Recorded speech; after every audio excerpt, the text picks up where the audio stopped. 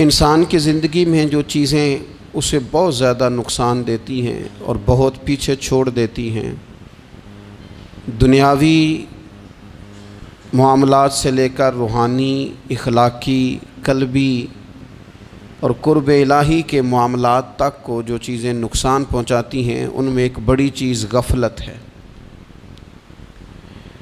ایک لفظ ہوتا ہے جو ہمیں اکثر سننے کو ملتا ہے کہ آپ کی توجہ نہیں ہے۔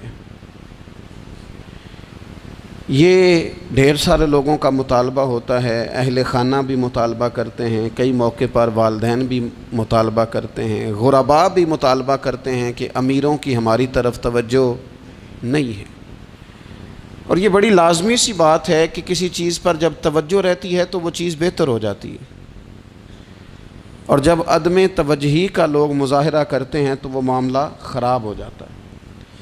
یہ جو عدم توجہ ہے اسی کو غفلت کہتے ہیں، اور جب انسان کے مزاج پر غفلت طاری ہوتی ہے اور غفلت اس پر پوری طرح غلبہ کر لیتی ہے تو پھر اس کی زرخیز زمین کو وہ بنجر کرتی ہے۔ غفلت انسانی دل کے لیے بڑی نقصان دہ چیز ہے اور انتہائی تکلیف اور ضرر کا باعث ہے۔ دلوں پر جو قحط نازل ہوتا ہے، قحط، ویران ہو جاتے ہیں دل، اور جو دلوں پر خشکی نازل ہوتی ہے کہ طبیعتیں خشک ہو جاتی ہیں، یہ غفلت کی وجہ سے ہوتی ہے۔ جو لوگ غافل ہو جاتے ہیں نا، اپنے معاملات کا دھیان نہیں رکھتے، دیکھیں نا، آپ کو کھانا کھاتے بھی غافل نہیں ہونا چاہیے۔ اگر کھانا بھی غیر معتدل کھا لیا جائے تو وہ انسان کی طبیعت کے لیے باعث ضرر بن جاتا ہے، نقصان کا باعث بنتا ہے۔ بات کرتے ہوئے بھی غافل نہیں ہونا چاہیے، کئی دفعہ جملے ایسے نکل جاتے ہیں جو انسان کے لیے پھر شرمندگی کا باعث بنتے ہیں۔ انسان کو غافل ہو کر کوئی کام نہیں کرنا چاہیے، غافل ہو کر، مدہوش اور بے ہوش ہو کر نہیں۔ غفلت دل کو ویران کرتی ہے، طبیعت میں خشکی لاتی ہے۔ غافل کبھی نہ بنے۔ قرآن مجید فرقان حمید نے ارشاد فرمایا کہ اقترب للناس حسابہم، فرمایا لوگوں کے حساب کا وقت قریب آ گیا، وہم فی غفلۃ معرضون، اور وہ ابھی بھی غفلت میں منہ پھیرے ہوئے ہیں۔ ٹائم آ گیا حساب دینے کا، لیکن وہ ابھی بھی غافل ہیں۔ ہمارے جو زیادہ تر نقصان زندگی میں ہوئے ہیں وہ صرف ہماری غفلت کی وجہ سے ہوئے۔ ہم نے چیزوں پر توجہ نہیں دی، چیزیں گڑبڑ ہو گئیں۔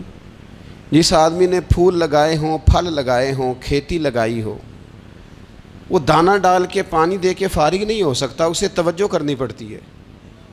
اور کسی نے کہا تھا مالی جیندے ہون تو پھر بوٹے سوکدے نہیں، اگر موجود ہونا ان کو سینچنے والا، رکھوالی کرنے والا، تو پھر ان کی جڑیں کبھی خشک نہیں ہوا کرتی۔ ہماری جو غفلتیں ہیں یہ بڑی ضرر کا باعث ہیں، نقصان کا باعث، اور مجبوری معاف ہوتی ہے، غفلت معاف نہیں ہوتی۔ اسکول میں پڑھتے تھے، مدرسے میں پڑھتے تھے، تو ایک مجبوری ہو گئی جی، خدا نخواستہ گھر میں کوئی پریشانی ہو گئی تو اساتذہ اس پر سزا نہیں دیتے۔ کوئی خوشی کا موقع ہے گھر میں، فیملی میں کسی کی شادی ہے، اساتذہ اس پر سزا نہیں دیتے۔ لیکن اگر کبھی پتہ چلتا تھا نا کہ یہ گھر سے تو آیا تھا لیکن مدرسے نہیں آیا، یہ اسکول نہیں آیا، رستے میں غافل ہو گیا، تو یہ بات خوفناک تھی۔ یہ قابل سزا جرم تھا کہ تو غافل ہو گیا اپنی پڑھائی سے، تو گھر سے آیا اور یہاں نہیں آیا۔ غفلت قابل سزا ہوتی ہے، مجبوری کی معافی ہوتی ہے۔ ہمارا آج کل جو مسئلہ ہے وہ غفلت کا ہے۔ ڈھیر سارے لوگ ہیں، سمجھدار بھی ہیں، سیانے بھی ہیں، معاملہ فہم بھی ہیں، باشعور بھی ہیں، تعلیم کی ڈگریاں بھی رکھتے ہیں، لیکن اگر ان کی زندگیوں کی تکلیفوں کو دیکھا جائے اور بے آباد روح کو دیکھا جائے اور سجدوں سے ان کی دوری کو دیکھا جائے تو ایک ہی بات سمجھ میں آتی ہے کہ پتہ سارا ہے لیکن لے ڈوبی ہے غفلت، توجہ نہیں کی۔ لائق بچہ بھی نالائق ترین زندگی گزارتا ہے، اس لیے کہ اس کے لائق ہونے کے ساتھ ساتھ اس کا توجہ کرنا بھی تو ضروری ہے نا۔ نرے لائق کا کیا فائدہ اگر وہ محنتی نہیں، اگر وہ توجہ ہی نہیں کرتا، اپنا سبق دھیان سے سنتا پڑھتا ہی نہیں، تو بھی جتنا مرضی لائق ہو پیچھے رہ جائے گا۔ اور کئی نالائق ہوتے ہیں، رٹا لگا کے پاس ہوتے ہیں، پر چلو رٹا تو لگاتے ہیں نا، محنت تو کرتے ہیں نا، جد و جہد تو کرتے ہیں۔ کئی نالائق جد و جہد کے باعث آگے گزر جاتے ہیں، اور کوئی اسی چکر میں رہ جاتے ہیں، میں بڑا لائق ہوں، کل پڑھ لوں گا، پرسوں پڑھ لوں گا، ہفتہ تیاری کر کے پاس ہو جاؤں گا۔ اپنی زندگی سے غفلت کا پردہ اٹھائیں، اور غفلت اس کے لیے فیصلہ کرنے کی ضرورت ہوتی ہے، پلاننگ کرنے کی نہیں، فیصلہ کرنے کی ضرورت ہوتی ہے کہ میں نے اب غفلت کرنی۔ ہم نہ جب بھی کوئی پروگرام بناتے ہیں تو منصوبہ بندی شروع کر دیں، منصوبہ بندی نہ کریں، فیصلہ کریں، کہیں کہ میں نے غافل نہیں ہونا۔ غفلت غرق دنیا کا نام ہے، اپنے آپ کو غفلت سے بچائیں۔ آپ دیکھیں حضرت کعب بن مالک رضی اللہ تعالیٰ عنہ فرماتے ہیں، بخاری میں موجود ہے، فرماتے ہیں کہ جنگ میں پیچھے رہ گیا تھا، میرا خیال تھا کل چلا جاؤں گا، گھوڑے اور سواریاں میرے پاس تیز ہیں، مضبوط ہیں، پرسوں چلا جاؤں گا، تیزی سے بھاگ کے میں پہنچ جاؤں گا، میں قافلے کے ساتھ شامل ہو جاؤں گا، لیکن بس تھوڑی سستی ہو گئی، ذرا غفلت ہو گئی۔ آپ فرماتے ہیں جب سب لوگ چلے گئے حضور علیہ السلام کے ساتھ جہاد میں اور میں پیچھے رہ گیا، تو پھر جب چند دن گزر گئے اور محبوب کے واپس آنے کا ٹائم ہو گیا، تو اب میں غور کرتا سمجھتا تو مجھے مدینے میں یہاں بزدل لوگ نظر آتے، اور کون نظر آتے؟ جو منافق تھے، وہ منافق بزدل دکھائی دیتے، یا مجھے عورتیں اور بچے دکھائی دیتے۔ میں پریشان ہوا، حضور واپس آ گئے۔ جنہوں نے بہانے کیے تھے نا منافقین نے، یہ مجبوری تھی اس لیے نہیں جہاد پہ گئے، یہ جنہوں نے بہانے کیے تھے انہیں مل گئی معافی، اور میں نے سچ بولا، میں نے کہا یا رسول اللہ میں غافل ہو گیا تھا۔ اب کہتے ہیں میں نے جب کہا نا حضور سستی ہو گئی تھی، ذرا غفلت ہو گئی، تو بندہ محبوب سے ہی غافل ہو جائے، بندہ وہیں سے غافل ہو جائے۔ جو دم غافل سو دم کافر، سانو مرشد اے ہو پڑھایا۔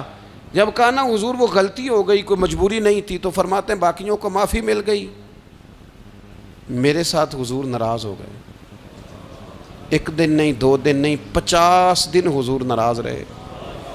مدینے کی گلیوں نے مجھے پہچاننا چھوڑ دیا، در و دیوار سے مجھے یوں لگتا تھا کہ میں پردیسی ہوں۔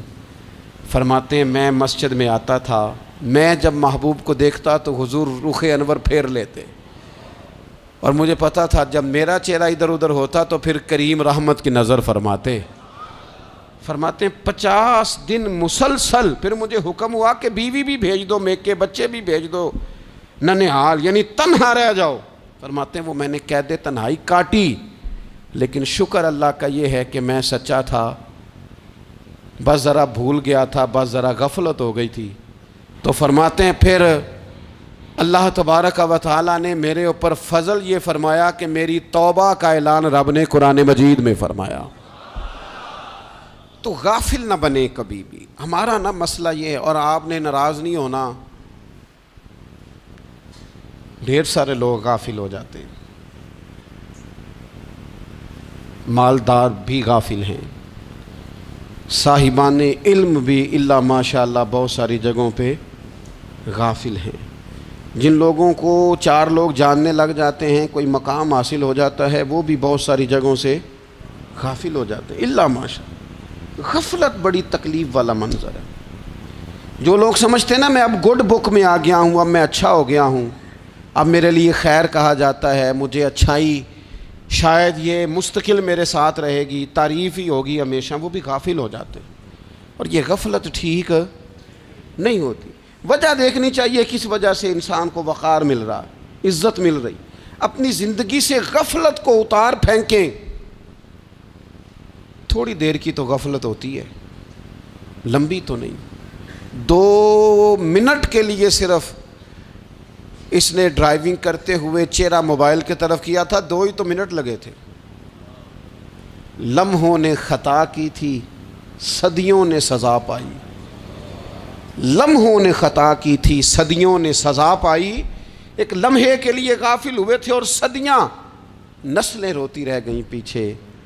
بچے تڑپتے رہ گئے، اہل خانہ پریشان رہ گئے، ماں باپ ساری زندگی روتے رہے، لیکن یہ 2 منٹ کے لیے یہ غفلت جو ہے یہ بڑی تکلیف والا معاملہ. اپنی زندگی سے غفلت کو اتارنا ہے، غافل نہیں بننا، ہر وقت توجہ اور ساری باتوں پہ توجہ. بعض اوقات لوگ ایک طرف توجہ کر کے ایک طرف سے غافل ہو جاتے ہیں. نہ، توجہ ہمہ پہلو رکھنی ہے. ہمارے ذمے جتنے بھی حقوق ہیں ان سب پر توجہ، ہر چیز کا خیال. ایسا نہ ہو کہ عبادت کرتے رہ جائیں اور حقوق العباد ہم سے چھوٹ جائیں، اور حقوق العباد اتنے زیادہ ادا کریں. ایک صاحب مجھے کہنے لگے ایک دفعہ بڑے وثوق کے ساتھ کہنے لگے جی معاذ اللہ ثم نہیں جی ٹائم ملتا پھر نماز دا کی کریے، روزی کمانا بھی تو عبادت ہے نا. تو میں نے کہا آپ نے عبادت کرنا ایک حصہ قبول کیا ہے، آپ نے کل عبادت نہیں قبول کی. عبادت کل ہے، ہمہ پہلو. ایک حصہ آپ قبول کر کے نکل گئے اور باقی آپ نے چھوڑ دی. تو کسی ایک طرف سے بھی غافل نہیں ہونا. جتنی ذمہ داریاں ہیں، جتنی ڈیوٹیاں ہیں، ان سب کا خیال. اور جو بڑا آدمی ہوتا ہے، بڑا گھر میں بڑا ہو، قبیلے میں بڑا ہو، علاقے میں بڑا ہو، ادارے میں بڑا ہو، کلاس میں بڑا ہو، جو بڑا ہے اس کی تو ساری آنکھیں کھلی ہوئی ہونی چاہیے. ایک ایک پر اس کی نظر ہونی چاہیے کہ میری کہاں ضرورت ہے، کہاں مجھے اشک شوئی کرنی ہے، کس کے ساتھ میں نے کس طرح محبت کا رویہ رکھنا ہے. غافل نہ بنے. اچھا جی اب کیسے پتہ چلے گا کہ ہم غافل ہیں؟ یہ کیسے پتہ چلے گا؟ آپ کسی بندے سے بھی پوچھ لیں حالات کیا ہیں تو کہتا ہے اللہ کا شکر ہے کبھی کسی کا دل نہیں دکھایا، اللہ کا شکر ہے جی زمانہ ہو گیا 5 نمازیں پڑھتا ہوں، اللہ کا شکر ہے جی. کیسے پتہ چلے گا غافل ہیں؟ پہلی علامت ہمارے علماء اور صوفیاء نے غافل بندے کی لکھی ہے. اس آئینے میں نے اور آپ نے اپنا آپ دیکھنا ہے. غافل بندے کی پہلی علامت یہ ہوتی ہے کہ وہ دنیاوی کاموں میں چست ہوتا ہے اور اللہ اور اس کے رسول کی فرما برداری میں سست ہوتا ہے. یعنی نماز کے وقت تو اسے نیند ستاتی ہے، پریشانی ہوتی ہے، لیکن اگر کسی جگہ مال مل رہا ہو، پیسے مل رہے ہوں، وہاں جانا ہو تو پھر اسے کوئی چیز بھی تنگ نہیں کر. دنیاوی کاموں میں چست ہوگا، یعنی ٹی وی کے آگے، موبائل کے آگے وہ گھنٹوں بیٹھا ہوا ہے.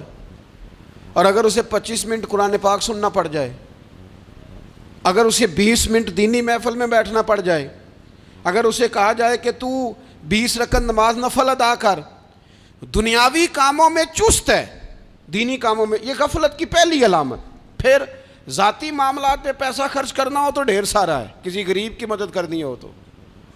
وہ ہمارے ایک دوست ہیں، وہ اکثر کہا کرتے ہیں، وہ کہتے ہیں آج کل کسی سے کہنا فلائی کام میں، دینی کام میں، کسی کی مدد میں کچھ 4 پیسے خرچ کرنے ہیں تو لوگ کہتے ہیں ہاتھ تنگ ہے. ہاں کوئی سستا پلاٹ ملتا ہو نا، اور اگر یہ سمجھ آ جائے کہ وہ مجبور ہے بیچارہ بیچنے والا، تو پھر کہتے ہیں میں 2-3 دوستوں کو پھاڑ لے سن. ذاتی کاموں میں جب بندہ چست ہو اور دینی کاموں میں سست ہو تو مطلب یہ ہے کہ بندہ غافل ہے. پہلی علامت غفلت کی. اور غفلت کی دوسری نشانی یہ ہے کہ انسان گناہ کے کاموں کو معمولی سمجھنے لگ جاتا ہے. یہ غافل بندے کی نشانی ہے. گناہ کو معمولی سمجھتا ہے، چھوٹا سمجھتا ہے. آج کل لوگ کہتے نہیں میں کو اکیلا کر رہا ہوں، ساری دنیا ہی کرتی ہے. اور جناب کیا ہو گیا اگر یہ غلطی ہو گئی تو بندے سے ہو ہی جاتا ہے.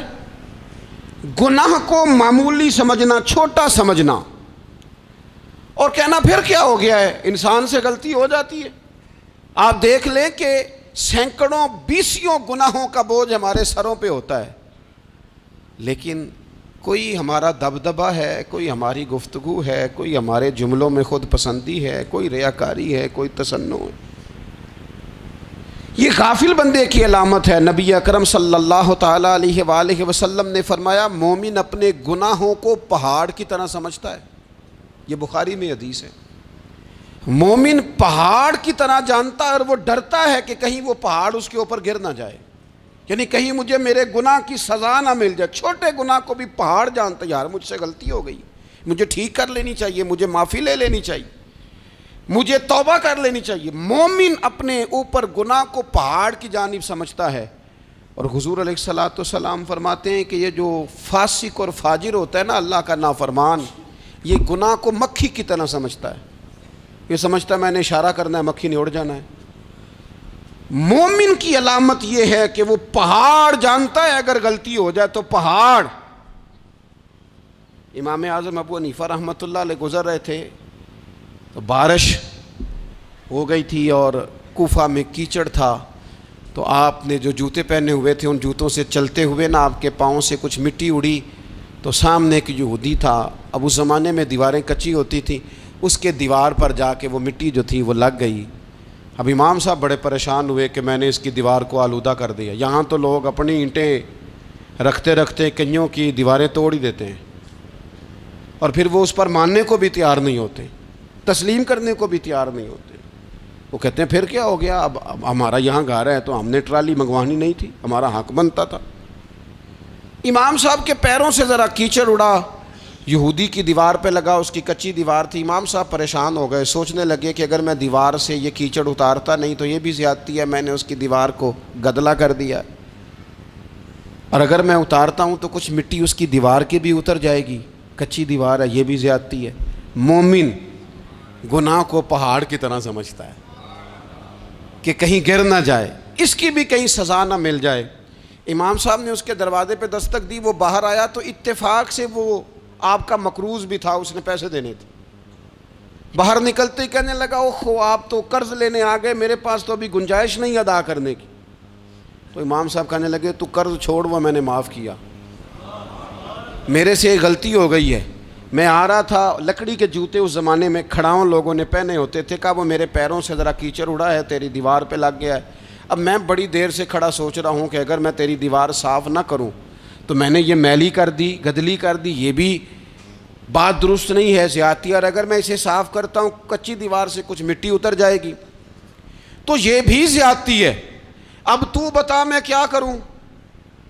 تو بے موسمہ پھل تھا نا یہ، تو بے موسمہ پھل دیکھ کے بندہ حیران ہو جاتا ہے، جو باتیں روٹین میں نہ ہو رہی ہوں وہ ذرا انوکھی لگتی ہے، بندہ حیران ہو گیا، غور سے امام صاحب کا چہرہ دیکھنے لگا، غور سے چہرہ دیکھنے لگا، اور پھر تھوڑی دیر سوچنے کے بعد کہنے لگا حضور پہلے میں نے دین اسلام کے بارے میں پڑھا اور سنا تھا، آج میں نے دین دیکھا ہے۔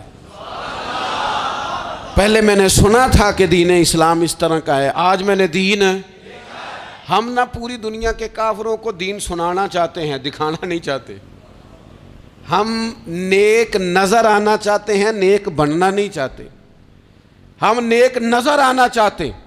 نتیجہ کیا نکلتا ہے کہ کچھ عرصے کے بعد پتہ چل جاتا ہے بندہ کس لیول کا نیک ہے، کیا معیار ہے اس کی نیکیوں کا۔ کہنے لگا حضور پہلے میں نے دین سنا تھا، آج دیکھا ہے۔ آپ وہ مٹی کی دیوار پر جو کیچڑ لگ گیا ہے، دیوار کو بعد میں صاف کیجئے گا، پہلے کلمہ پڑھائیں تاکہ میرے اندر کا کفر صاف ہو جائے، مجھے مسلمان کر دیں۔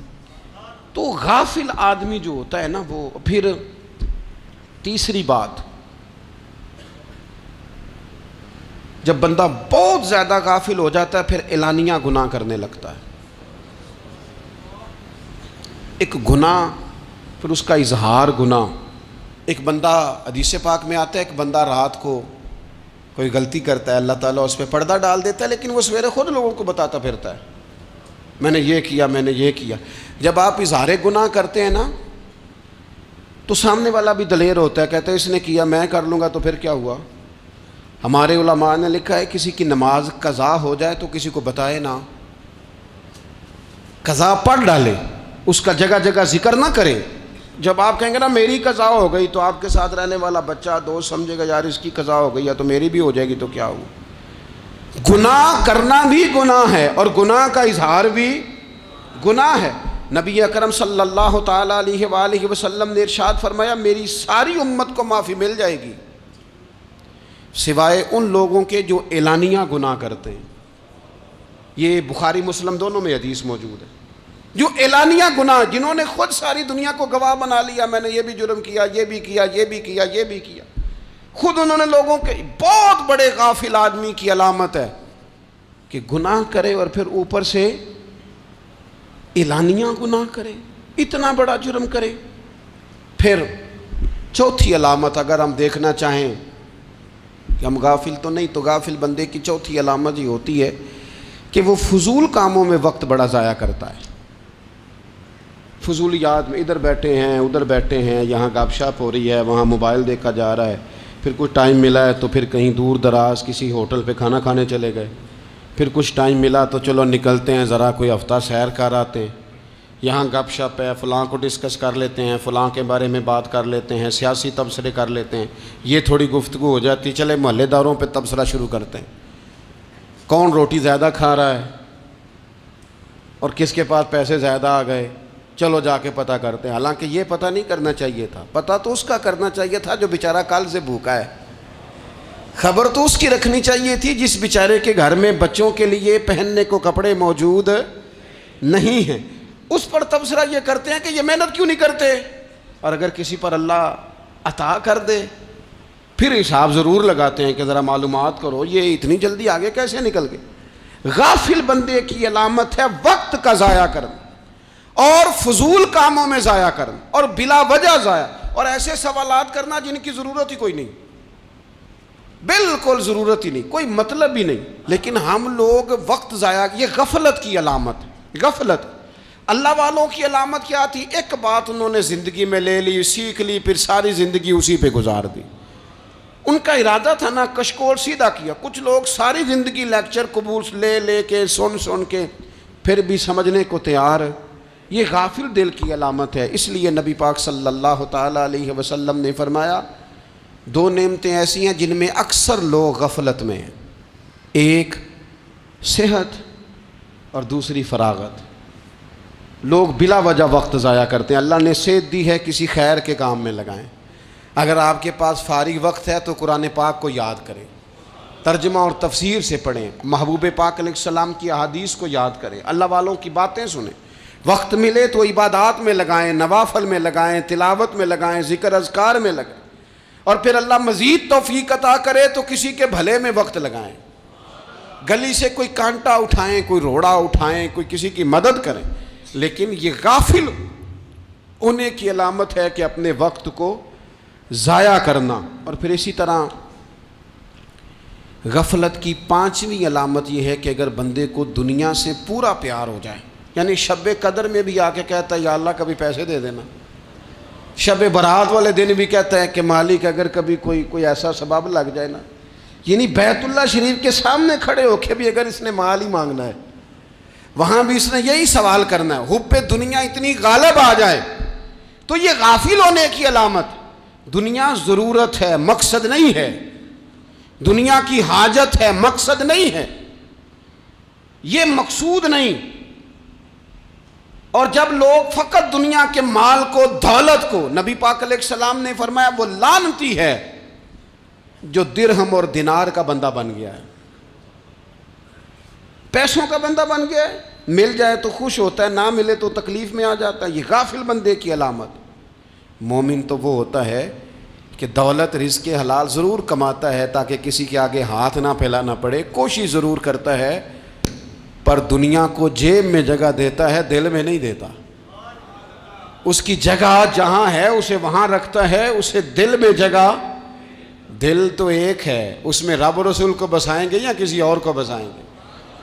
تو حب دنیا یہ غافل ہونے کی بہت بڑی علامت ہے. پھر اسی طرح جو بندہ رب کریم کو جانتا نہیں نا وہ بھی غافل ہو جاتا ہے. ایک تو جو یہ نہیں نہ جانتا کہ رب کریم سزا دے گا, مجھے دیکھ رہا ہے, اسے نہ اونگ آتی ہے نہ نیند آتی ہے, جو اس کی معرفت نہیں رکھتا کہ میرا رب ہر وقت مجھے دیکھ رہا ہے, وہ بھی غافل ہو جاتا ہے. جسے پتہ ہونا کہ مجھے دیکھ رہا ہے وہ غافل نہیں ہوتا.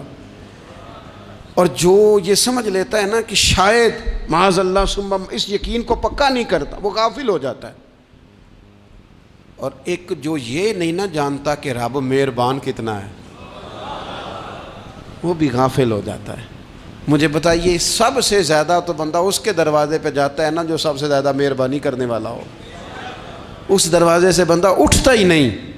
تو جس کو یہ یقین ہو جائے نا سب سے زیادہ کرم فرمانے والی ذات اللہ رسول کی ہے, وہ کبھی رب رسول سے غافل نہیں ہوتا. وہ کبھی اللہ رسول کا دروازہ چھوڑ کے نہیں جاتا، وہ کبھی کسی اور جگہ جا کے پناہ تلاش نہیں کرتا۔ جسے پتہ چل جائے نا وہ کریم کتنا ہے، مہربان کتنا ہے۔ ملا رومی رحمت اللہ علیہ فرماتے ہیں بہت بڑا مجرم تھا ایک بندہ، بہت بڑا گناہگار تھا، بت کو پوجتا تھا، تھک گیا ساری رات بت کے سامنے کھڑا تھا، معاذ اللہ یا صنم یا صنم یا صنم کہتے، تھک گیا، نیند آ گئی، اونگ آ گئی۔ جب پوری طرح نیند آ گئی اور دماغ پہ نیند قبضہ کرنے لگی تو اس کے منہ سے نکل گیا، صنم صنم کہہ رہا تھا نا، نکل گیا یا صمد، او بے نیاز مالک۔ رب کریم نے فرشتوں سے فرمایا دوڑ کے جاؤ، جو کہتا ہے اسے دے دو۔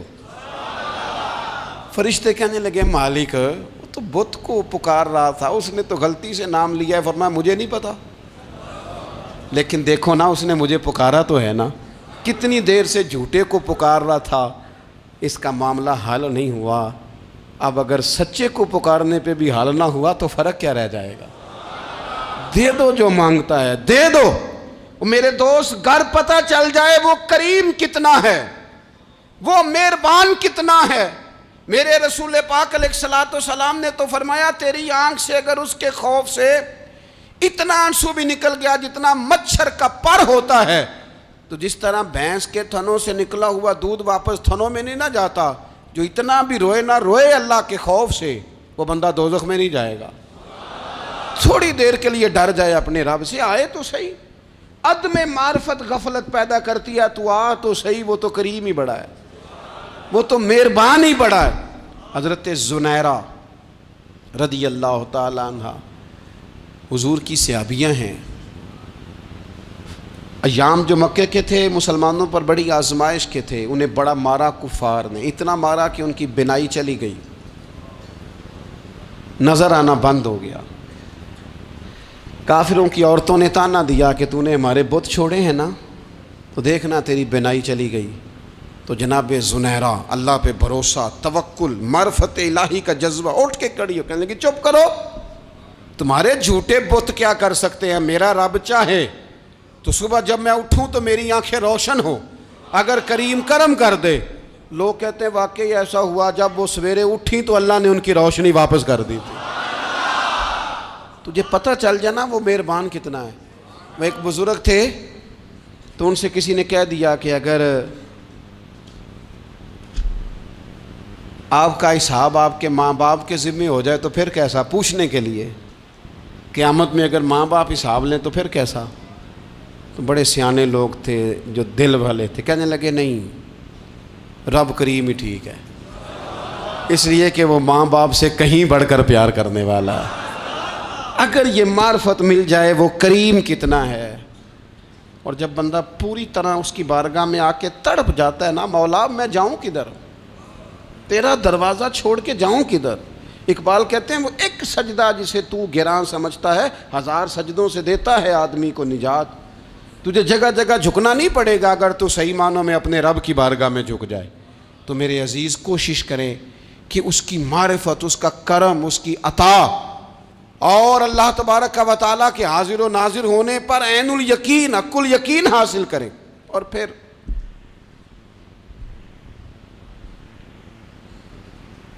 آٹھویں بات یہ ہے کہ غافل لوگوں کی صحبت بھی بندے کو غافل کر دیتی ہے۔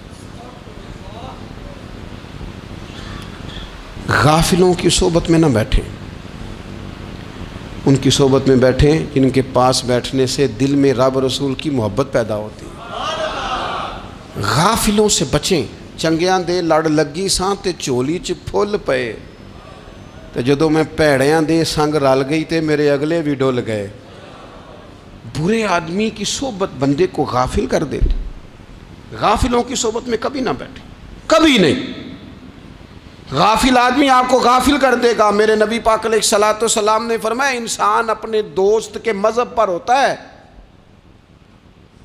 یہ بہت بڑے لفظ ہیں۔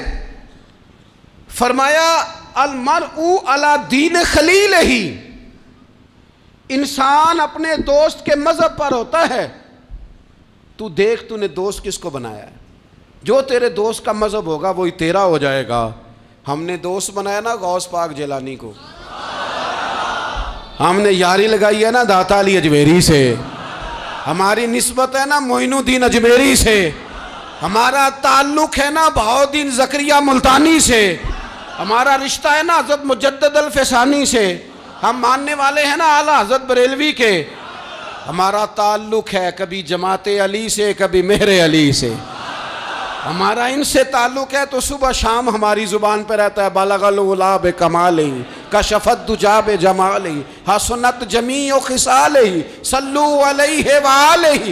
ان سے تعلق جڑا ہے نا تو کئی دفعہ تنہائیاں تڑپا دیتی ہیں اور تڑپ کے کہتے ہیں آج سکھ متران دی ودھیری ہے، آج سکھ متران دی، سکھ کہتے ہیں اڈیق کو، متر کہتے ہیں محبوب کو، اج سکھ متران دی ودھیری ہے، اے کیوں دلڑی اداس گھنیری ہے، لوں لوں وچ شوق چنگیری ہے، اج نینا لائیاں کیوں جھڑیاں، سبحان اللہ سبحان اللہ سبحان اللہ۔ پہلے کہتے ہیں سکھ متران دی ودھیری ہے یعنی اداس ہوں، پھر حضور کے جلووں پہ نظر کرتے ہیں، کہتے ہیں سبحان اللہ سبحان اللہ، ماں اجمل کا ماں احسن کا ماں اکمل کا، اور پھر فوراً کہنے لگے او کتھے مہر علی، او کتھے مہر علی، کتھے مہر علی تے کتھے تیری سنا، اب ویکھو مشتاق اکھیں کتھے جاڑیاں، بلغ العلا بے کمال کشف الدجی بے، اور میرے اعلیٰ حضرت کہنے لگے سرور کہوں کہ مالک و مولا کہوں تو، باغ خلیل کا گلے زیبا کہوں تجھے، تیرے تو وصف عیب تناہی سے ہیں بری، حیران ہوں میرے شاہ میں کیا کیا کہوں تجھے۔ غافل آدمی کی علامت ہے برے لوگوں کی صحبت میں، خبردار ان کے پاس نہ بیٹھنا جن کے پاس بیٹھنے سے تمہارے دلوں میں اولیاء اللہ اللہ کے بندوں کی عداوت پیدا ہو، خبردار خبردار ان کے پاس نہ بیٹھنا جن کے پاس بیٹھنے سے تمہارے دلوں میں حضور کی اولاد پاک کے بارے میں شک پیدا ہو، خبردار اس شخص کے پاس نہ بیٹھنا جو امام حسین ابن علی کے بارے میں کوئی کمزور بات کرتا ہو، بچنا، خبردار اس سے بچنا جو حضور کے صحابہ کے بارے میں بات کرے، بچنا بچنا اس سے، جو سیدنا ابو بکر صدیق کے بارے میں کوئی،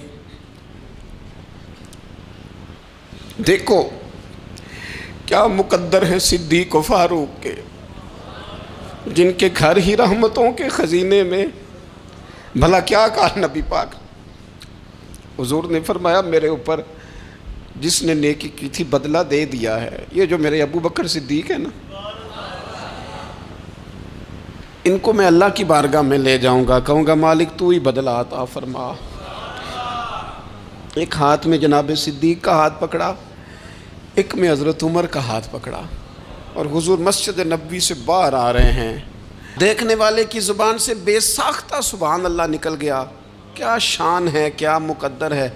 تو حضور علیہ السلام رک گئے اور روک کے فرمایا تو حیران ہو رہا ہے نا، تو حیران ہو رہا ہے نا کہ میں نے ایک ہاتھ میں ابو بکر کو پکڑا ہے، ایک میں عمر کو پکڑا ہے، فرمایا قیامت میں جب میری قبر کھلے گی تو میں اسی طرح قبر سے نکلوں گا، اس طرح میدان محشر میں میں آؤں گا۔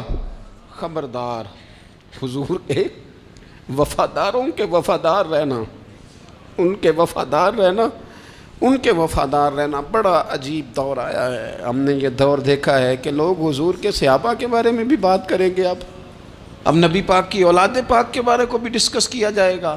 اپنا منہ تو دیکھ، اپنی حیثیت دیکھ، اور پھر وہ بندے دیکھ جن کو اللہ نے چن کے اپنے محبوب کی غلامی کے لیے حضور کے قریب بٹھایا ہے۔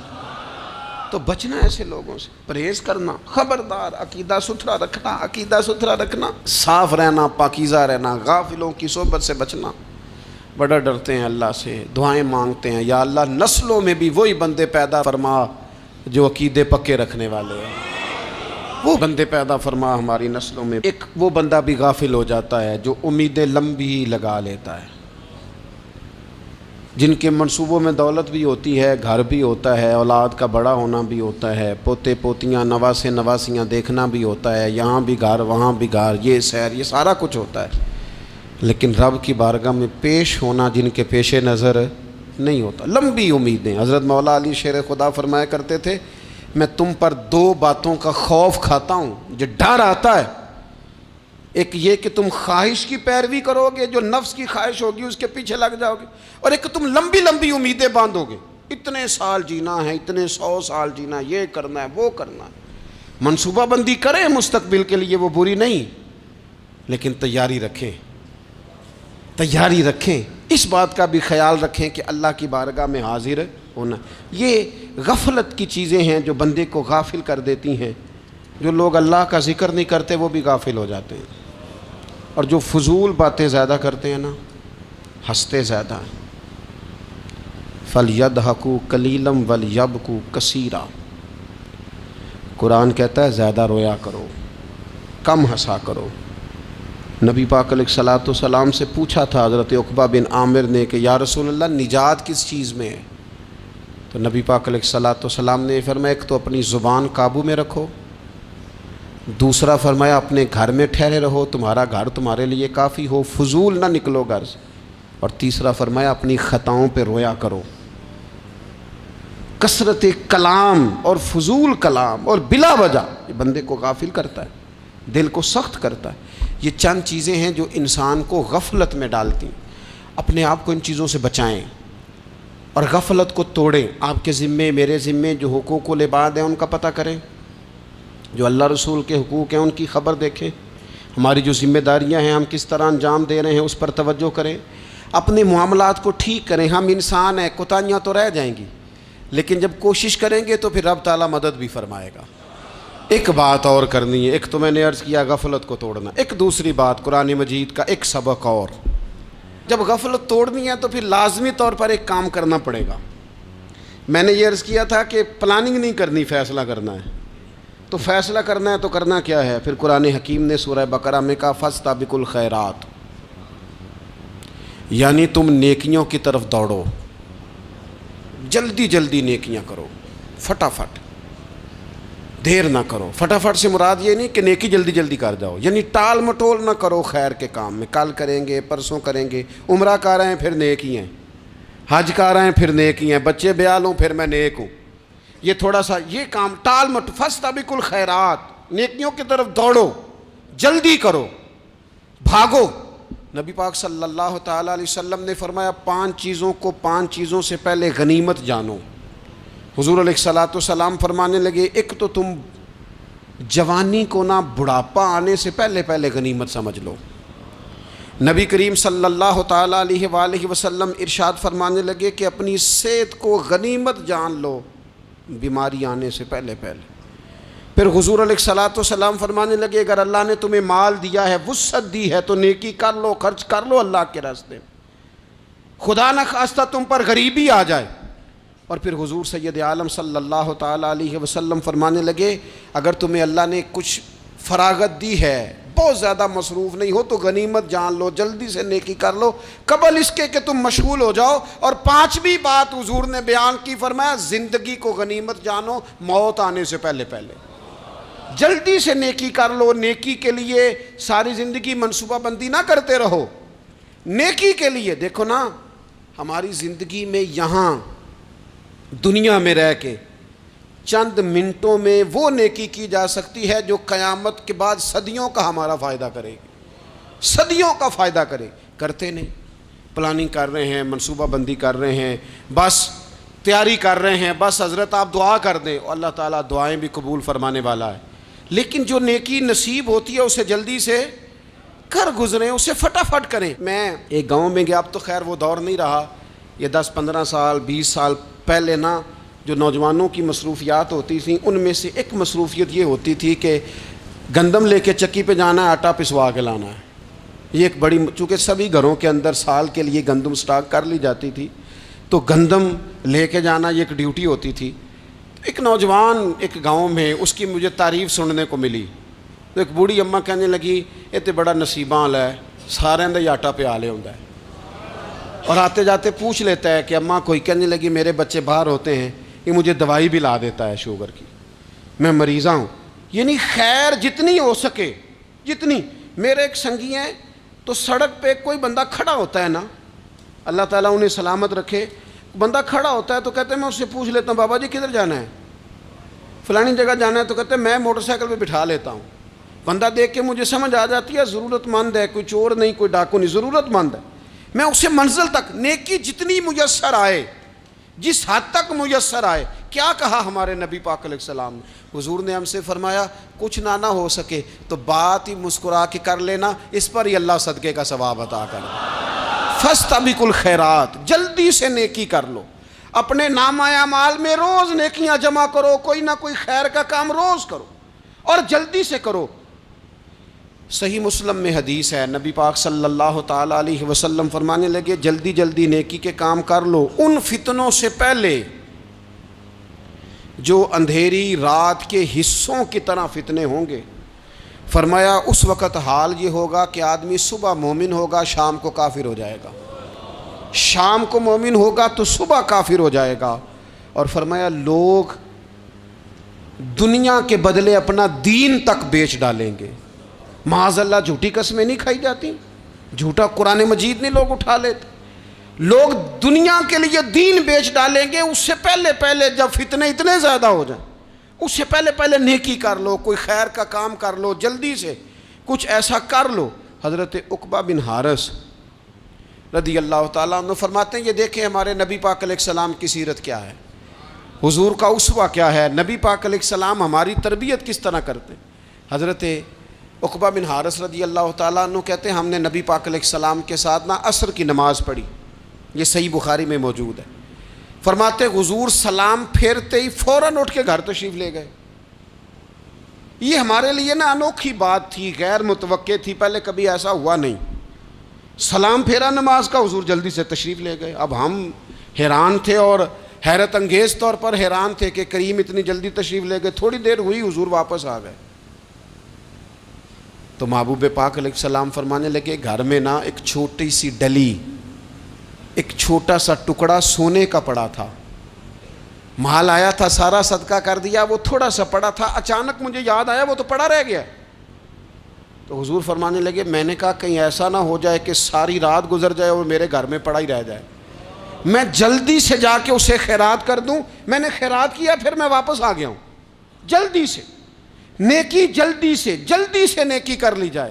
ہم بڑا انتظار کر رہے ہیں، بڑا لمبا ہمارا پروگرام ہے، ہمارے پاس ٹائم ہی بڑا ہے، کسی نے کان میں کہہ دیا ہے تیرے پاس بڑا وقت ہے، ابھی تو بڑی عمر پڑی ہے، ابھی تو جناب اور میرے بھائی یہ لوگوں کے کہنے کی باتیں ہیں، پھر پتہ ہی نہیں چلتا حالات کس طرح کے ہو جاتے ہیں اور کیا معاملات انسان کے ساتھ درپیش ہوتے ہیں۔ جتنی خیر میسر آئے، جتنا بھلا میسر آئے، جتنی انسان کو توفیق ملے۔ میں نے بزرگوں کو دیکھا، اپنے اصحاب کو،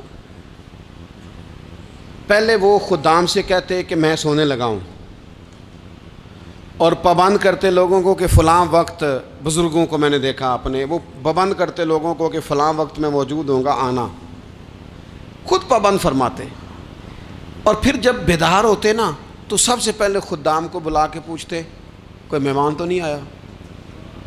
وہ جناب آپ نے خود ہی تو پابند فرمایا فلاں دن آنا۔ کہنے لگے چل یار اگر کوئی آیا تو مجھے ملا لو، میری ملاقات کرا لو۔ کیوں؟ اس لیے کہ دور سے آیا ہے، مجھ سے ملنے آیا ہے، کوئی خیر کی بات سیکھنے آیا، چلو میرے نامہ اعمال میں کوئی نیکی جائے گی، کچھ نہ کچھ خیر جمع کر لی جائے، کچھ نہ کچھ ڈیوٹی کر لی جائے، کچھ کام کریں اور جلدی سے کریں۔ حضرت جابر ابن عبداللہ انصاری رضی اللہ تعالیٰ عنہ بیان کرتے ہیں، یہ بھی بخاری میں موجود ہے، کہتے ہیں ایک صحابی نبی پاک علیہ السلام کی بارگاہ میں حاضر ہوئے غزوہ احد کے موقع پر،